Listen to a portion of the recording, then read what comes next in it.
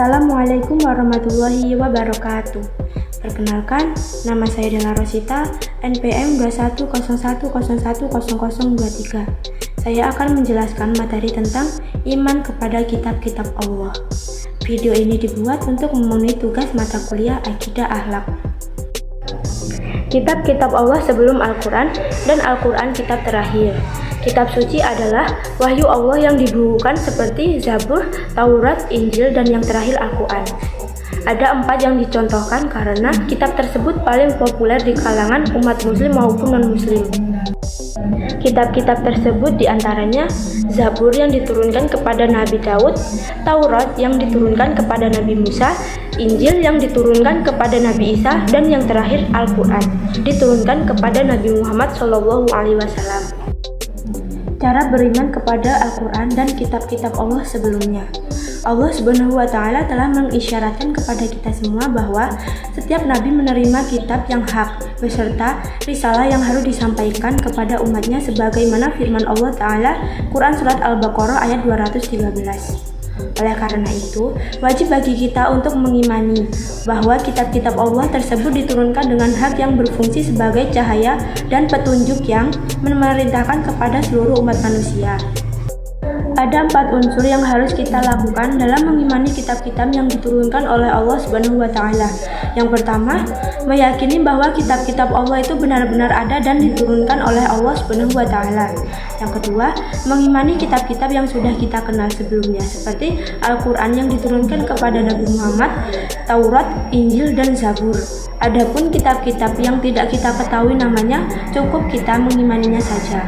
Yang ketiga, membenarkan seluruh beritanya, seperti berita-berita yang terdapat dalam Al-Quran dan berita-berita terdahulu sebelum diganti atau disalahgunakan oleh orang-orang yang tidak bertanggung jawab.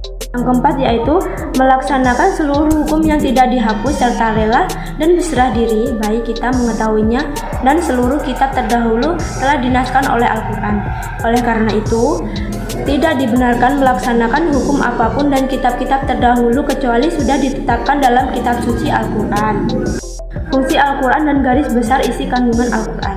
Secara etimologi, Al-Quran ada beberapa pendapat asal-usulnya, namun secara garis besar bisa dikelompokkan menjadi 3, yaitu yang pertama, Al-Quran adalah nama yang digunakan untuk menyebut kitab suci yang diturunkan kepada Nabi Muhammad SAW. Al-Quran tidak diubah seperti Taurat dan Injil yang digunakan untuk menyebut kitab yang diberikan kepada Musa dan Isa. Yang kedua yaitu kata Al-Quran berasal dari kata korona yang berarti menggabung. Hal ini sesuai dengan sifat Al-Quran, yaitu yang menghimpun ayat dan surat.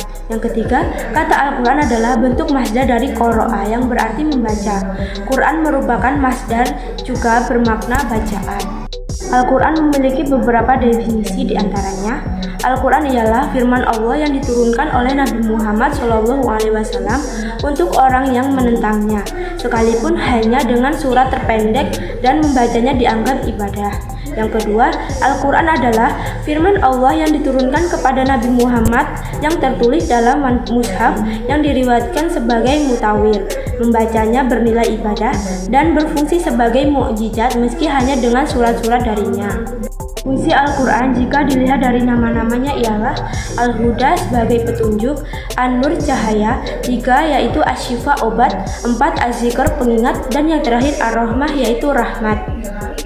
Fungsi Al-Quran menurut kedudukannya yaitu petunjuk bagi manusia, yang kedua penyempurnaan kitab-kitab sebelumnya, yang ketiga sumber pokok agama Islam. Itu saja yang dapat saya sampaikan, kurang lebihnya saya mohon maaf. Saya akhiri, wassalamualaikum warahmatullahi wabarakatuh.